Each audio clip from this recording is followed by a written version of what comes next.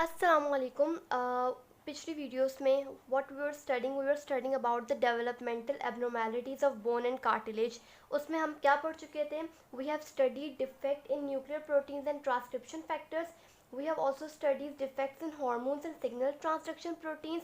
अब हमने पढ़ना है डिफेक्ट किस चीज़ में आ गया हमारे पास? एक्स्ट्रा सेलुलर स्ट्रक्चरल प्रोटीन में। और बोन्स में what is the extra cellular structural protein? That is type 1 collagen. यानी कि हमारे पास अब मसला किस चीज़ में आ जाता है?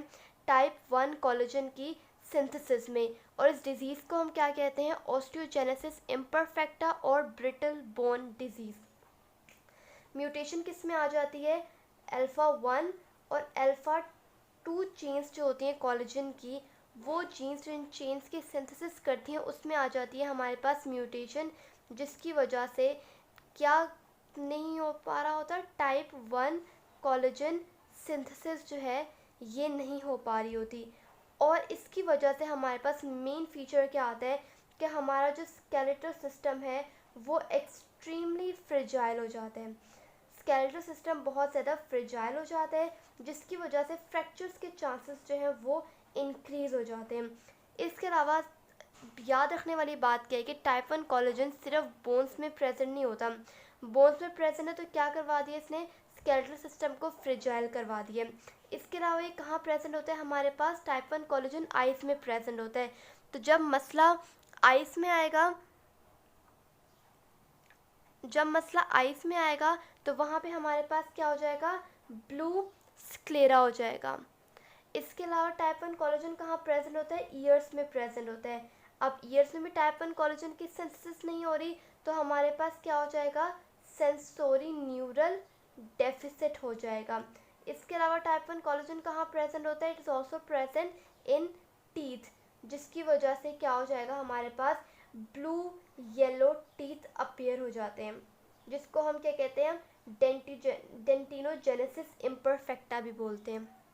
अब ये हमने ऑस्टियोजेनेसिस इम्परफेक्टा के ये फीचर्स होते हैं और ये म्यूटेशन होती है। इसके अलावा क्या है? इसकी हमारे पास टाइप्स होती हैं। How many types of osteogenesis imperfecta?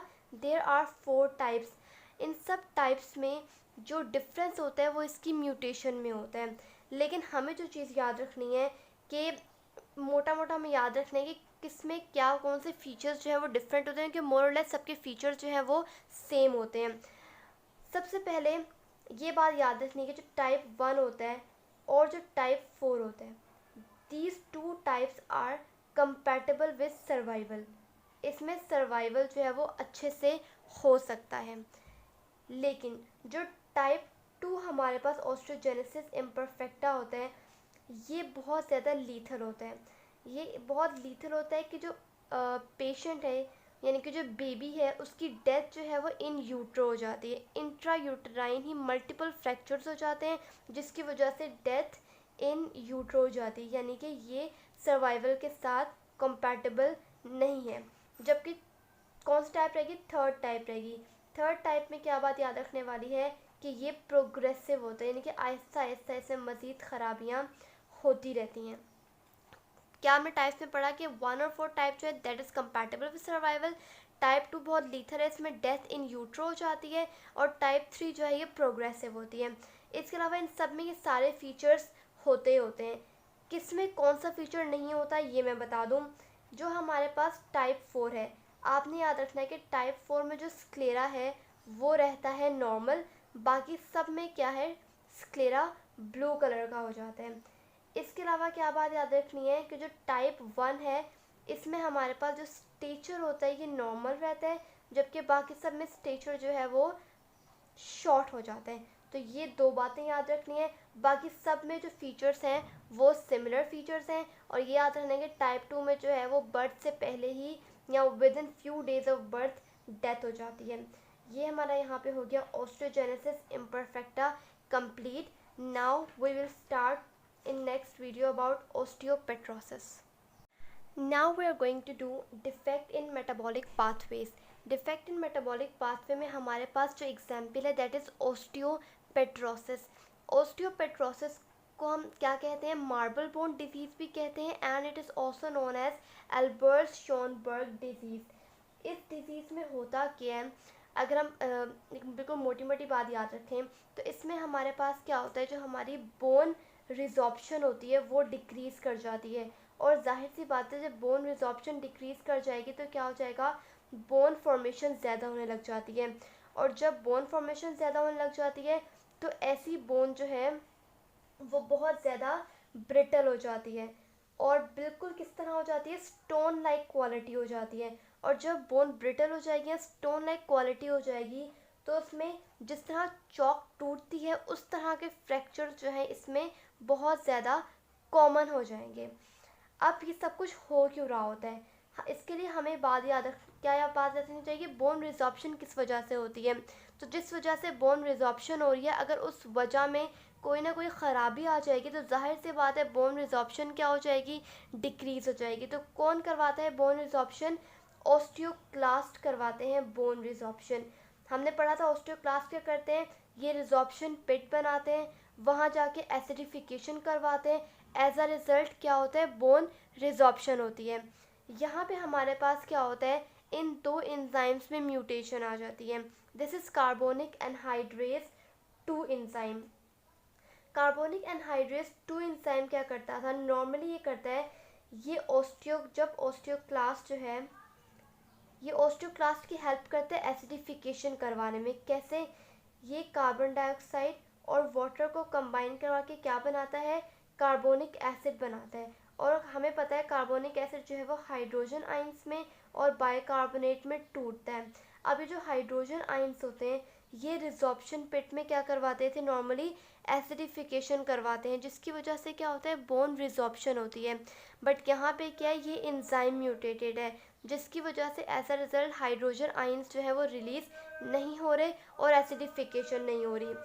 Second mutation हमारे पास आती है CLCN7 जीन में। ये जीन इनकोड करती है प्रोटोन पंप को।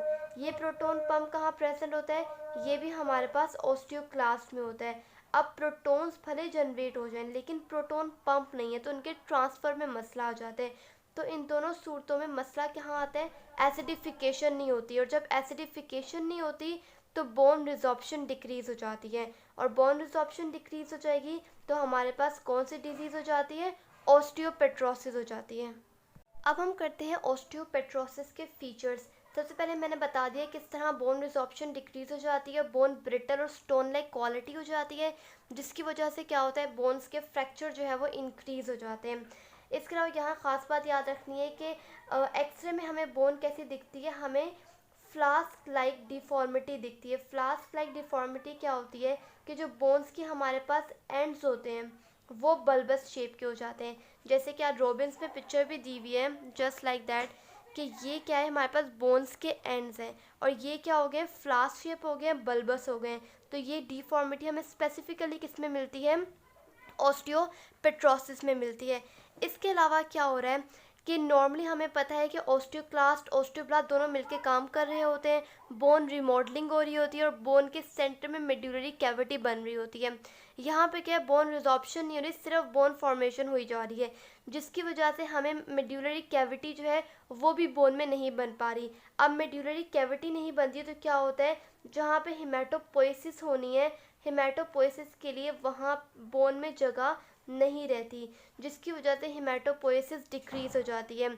अब हिमेटोपोइसिस डिक्रीज़ हो जाएगी तो जाहिर सी बात है आरबीसीज नहीं बनेंगे, आरबीसीज नहीं बनेंगे तो हमारे पास क्या हो जाएगा, एनीमिया हो जाएगा। इसके अलावा डब्ल्यूबीसीज नहीं बनेंगे, डब्ल्यूबीसीज नहीं बनेंगे तो हमारे पास क्या हो जाएगा, ल्यूकोपीनिया हो जाएगा। और ल्यूकोपीनिया की वजह से क्या हो जाता है, हमारे पास इन्फेक्शंस का रिस्क इंक्रीज़ कर जाता है। दूसरी बात, हेमाटोपोइसिस नहीं हो रही तो जाहिर सी बात है एक्स्ट्रा मेड्यूलरी हेमाटोपोइसिस होगी, और एक्स्ट्रा मेड्यूलरी हेमाटोपोइसिस की वजह से हमें क्या मिलेगा, ऐसे पेशेंट्स में प्रोमिनेंट हेपाटोस्प्लिनोमेगैली मिलेगी। इसके अलावा इन पेशेंट्स में क्या होता है, हाइड्रोसेफेली होती है और क्रेनियल नर्व डिफेक्ट्स होते हैं। वाई क्रेनियल नर्व डिफेक्ट्स, अब हर जगह बोन की डिपोजिशन बढ़ रही है तो जो हमारे पास न्यूरल फोरामिना होते हैं जहाँ से नर्व्स ने एग्जिट करना होता है, वो न्यूरल फोरामिना क्या होते हैं, वो भी कंप्रेस कर रहे होते हैं किसको, एग्जिटिंग नर्व्स को। जब एग्जिटिंग नर्व्स कंप्रेस होती है तो हमारे पास क्या होता है, क्रेनियल नर्व के डिफेक्ट्स आते हैं। फॉर एग्जाम्पल यहाँ मैं लिखती हूँ क्या आता है हमारे पास, ऑप्टिक एट्रोफी हो सकती है हमारे पास, इसके अलावा क्या हो सकता है हमारे पास, डेफनेस हो सकती है और फेशियल पैरालिसिस हो सकता है।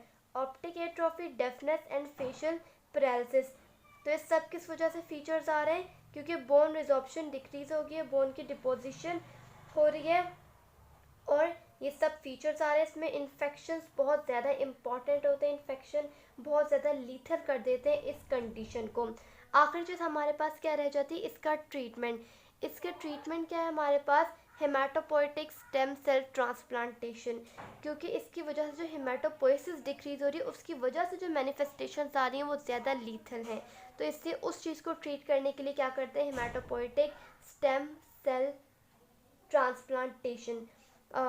यहाँ पे हमारा ऑस्टियोपेट्रोसिस जो है वो कंप्लीट हो गया है, बल्कि यहाँ पे जो डेवलपमेंटल डिसऑर्डर्स हैं हम वो सारे शुरू से लेकर एंड तक कर चुके हैं। उसके बाद हम स्टार्ट करेंगे acquired disorders of bone and cartilage from next video.